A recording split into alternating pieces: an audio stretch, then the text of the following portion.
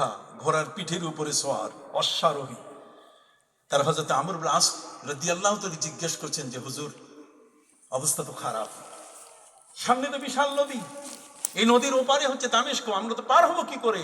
খরস্রোতা, এত বেশি স্রোত যে সোজা পার হওয়ার কোনো উপায় নাই, আর হাঁটু পানি থাকে তাও তো না, গভীর পানি।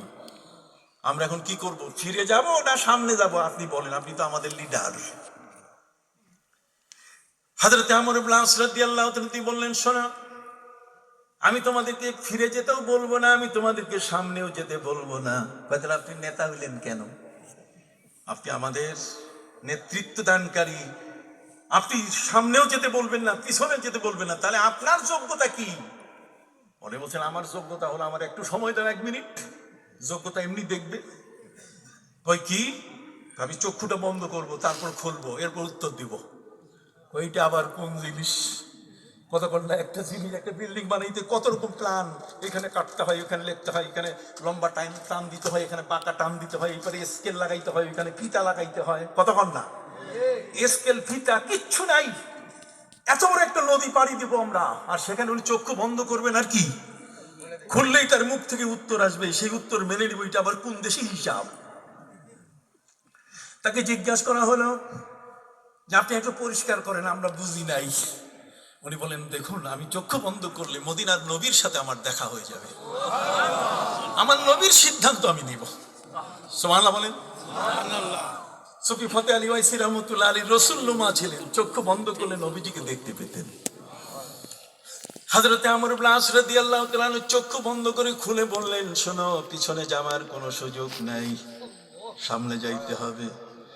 हम तो मुसलमान हैं, पीछे हटने वाले नहीं, हम तो मुसलमान हैं, पीछे हटने वाले नहीं, सीने है सामने, सरनगू करने वाले नहीं।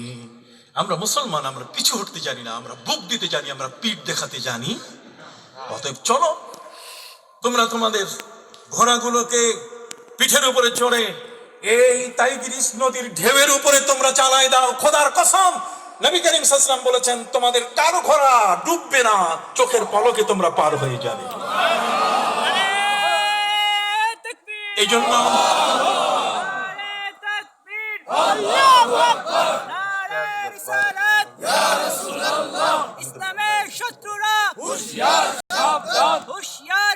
সম্মানিত সুদিয়া, আল্লামা ইকবাল দুটো কবিতা পড়েছেন, তার মধ্যে একটা হলো দস্ত দস্ত হ্যায় দরিয়া ভি না ছোড়ে हमने, दस्त दस्त है दरिया भी न छोड़े हमने, बाहर जुल्मत पे दौड़ा दिए घोड़े अपने।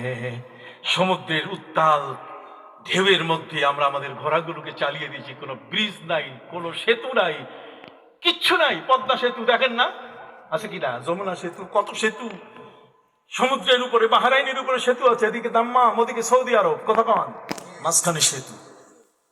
আল্লামা ইকবাল বলেছেন, দস্ত দস্ত হ্যায় দরিয়া ভি না ছোড়ে हमने, হিমালয়ের মতো উঁচু হয়ে বাধা এসেছে, আমরা মাথা ঠেকাইয়া ছিদ্র করে বাইর হয়ে গেছি, বাধা আমাদেরকে আটকাতে পারে নাই। দস্ত দস্ত হ্যায় দরিয়া ভি না ছোড়ে हमने, আমরা সমুদ্রকেও ছাড়ি নাই, বাহারে জুলমত পে দৌড়া দিয়ে ঘোড়ে আপনি, সমুদ্রের কালো পানির ঢেউগুলোর উপর দিয়ে আমরা ঘোড়া চালিয়ে দিয়েছি, চোখের নিমিষে ঘোড়া পার হয়ে গেছে।